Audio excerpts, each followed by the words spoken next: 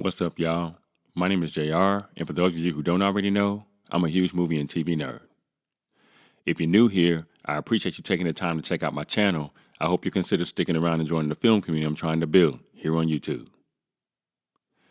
So in today's video, I'm going to be giving my reaction and review of Searchlight Pictures' comedy horror film, Ready or Not 2, Here I Come.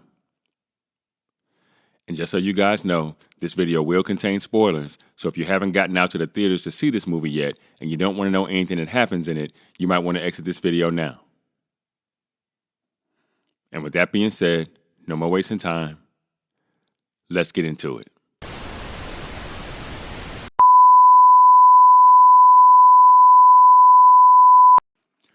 Ready or Not 2, Here I Come is an American-made comedy horror film directed by Matt Bettolini Open and Tyler Gillett, and written by Guy Busick and R. Christopher Murphy. It serves as a direct sequel to Ready or Not, which was released in 2019, with Samara Weaving reprising her role as Grace McCauley. The film also stars Katherine Newton, Sarah Michelle Gellar, Sean Hattersley, David Cronenberg, and Elijah Wood. Set immediately after the events of Ready or Not, it follows Grace as she must protect her estranged sister while being hunted by several elite families in a high-stakes ritual to claim a seat of ultimate power. Ready or Not 2, Here I Come premiered at the South by Southwest Film and TV Festival on March 13th of 2026 and was released theatrically in the United States by Searchlight Pictures on March 20th. The film has received generally mixed reviews from critics and has to this point grossed $23 million at the box office.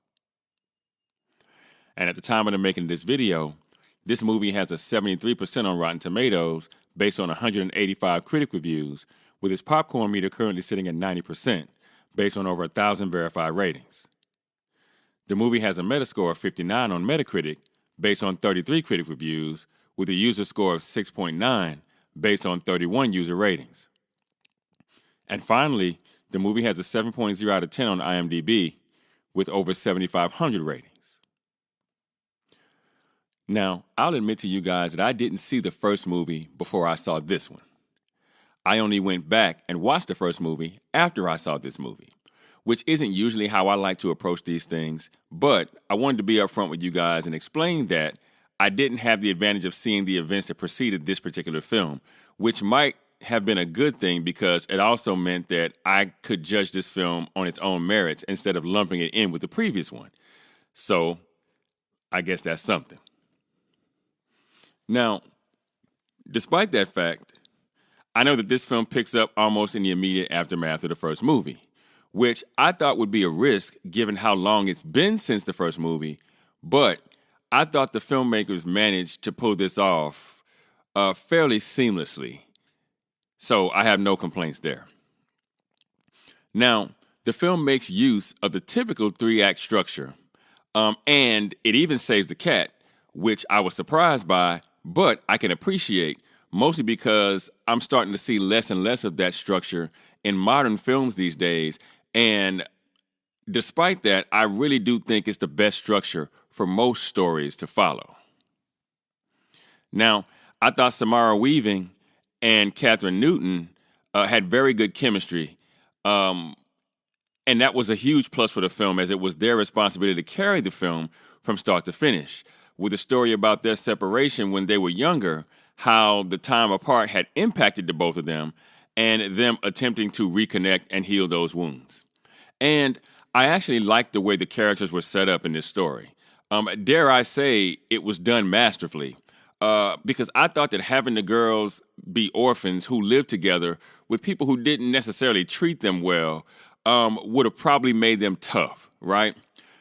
Tough enough for Grace to have survived the events of the first film, and for Faith to now join her in the second film and be, at the very least, moderately useful, right? I always hate when you see these movies where these wallflowers, get in these situations and then they just, rise to this crazy level to overcome something that the typical person would not be able to overcome.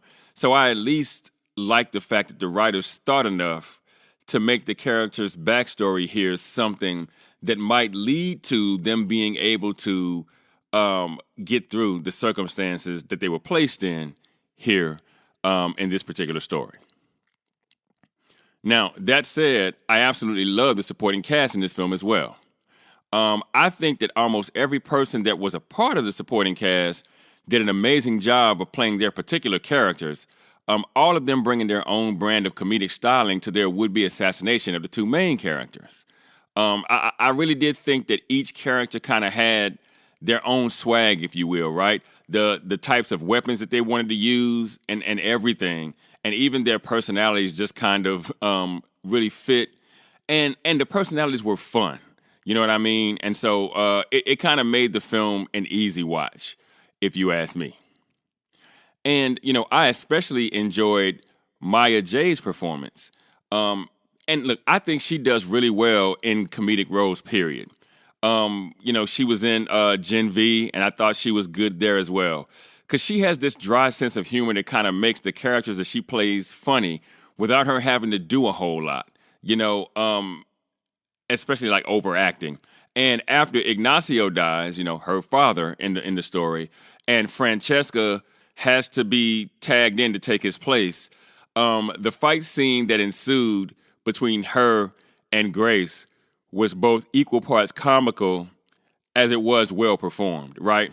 I even like the fact that Francesca was supposed to marry Alex, you know, from the first film, before Grace swooped in and in her words, stole him, giving her even more incentive to want to kill her past just her family competing for this seat. I thought that particular part of the movie was a whole lot of fun. Now, I thought the film managed to be fairly methodical, taking the large supporting cast and giving each actor, and thus character, their own chance to kind of shine throughout the film. In other words, most of the characters kind of attacked one at a time, if you know what I mean.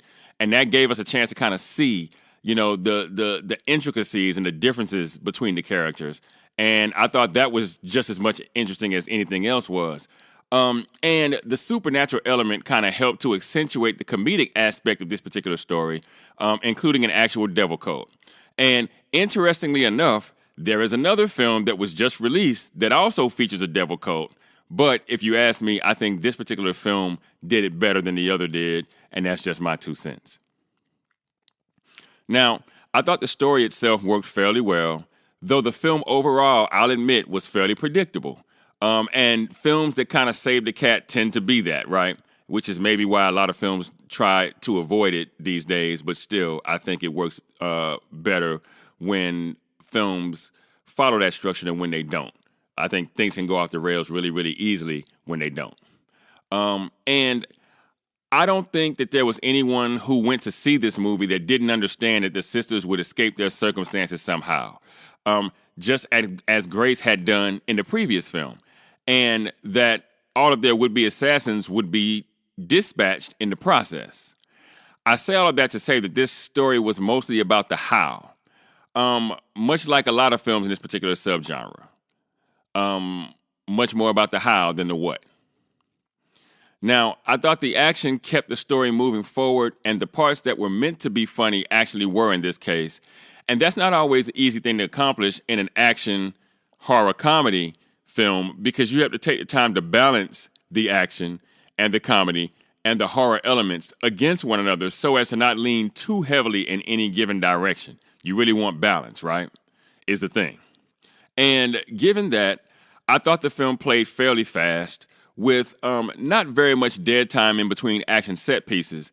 And the ending, again, was about what you would expect given the story's setup, though the finale still managed to be a fairly good time anyway, which, again, I could appreciate. Now, overall, I'd give this movie an 80%, or an 8.0 out of 10 if you're taking an IMDb score, essentially a B for a letter grade. Now look, I don't want to put this movie on any kind of pedestal because I want to be clear. Ain't nobody winning no Oscars for this kind of thing. But the one thing I appreciated here was that this film was very aware of what it was trying to be.